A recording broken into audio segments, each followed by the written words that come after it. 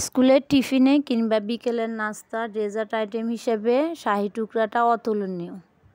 আসসালামু আলাইকুম, আমি আসমা তোমাদের মাঝে হাজির হলাম আজকে নতুন একটি রেসিপি নিয়ে। রেসিপিটা হলো শাহি টুকরা। শুনতে কেমন একটি আজব আজব লাগছে, শাহি টুকরা মনে হয় কি কেমন একটা খানদানি মনে হয় কোনো একটা রান্না। আসলে একদম ইজি রান্না। তোমরা দেখো আমি কিভাবে রান্না করি। এই রেসিপিটা তৈরি করতে হলে আমার লাগবে বাদাম অনেক রকমেরই আছে, 2-3 রকমের বাদাম নিয়ে কুচি করে নিতে হবে। আমি নিলাম পেস্তা বাদাম এবং কাজু বাদাম। তারপরে লাগবে পাউরুটির সাইডে কালো অংশগুলো কেটে ফেলে দিতে হবে। এগুলো থাকলে পরে ভাজার সময় তিতা লাগবে, সেজন্য আমি কেটে কেউ কিউব আকারে দিবে, যে যেরকম শেপ পছন্দ সেই শেপে নেবে। আমি ত্রিভুজ আকৃতি কেটে নিলাম। তোমরা পারলেই স্কোয়ার সাইজও দিতে পারো, যে যেরকম সাইজ পছন্দ করে ঠিক সেই সাইজেরই কেটে নিতে হবে। ভালো করে কেটে, আমার রুটিটা কিন্তু একদম তাজা তাজা গরম গরম রুটি, সেই জন্য কাটতে একটু অসুবিধা হচ্ছে।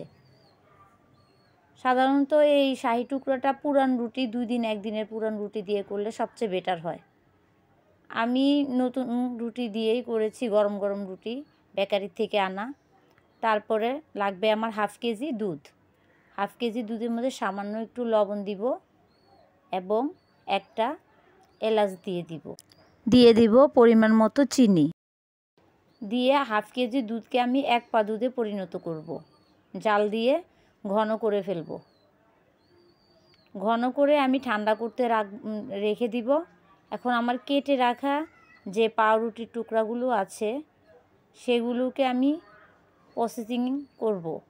প্রথমে আমি এই দুধের মধ্যে লবণ এবং এলাচ দিলাম, দেওয়ার পরে পরিমাণ মতো চিনি দিব। যে যেরকম চিনি খায় সেই রকম চিনি ব্যবহার করবে বা দিবে।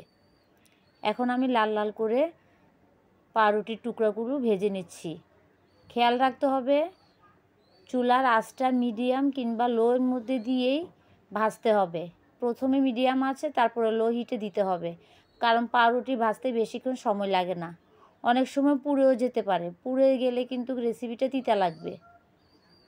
সেই জন্য আমি আস্তে আস্তে ডিম আছে ভেজে নিচ্ছি। একটু ব্রাউন কালার হয়ে আসলে আমি একটা সার্ভিং ডিশে উঠিয়ে ফেলবো।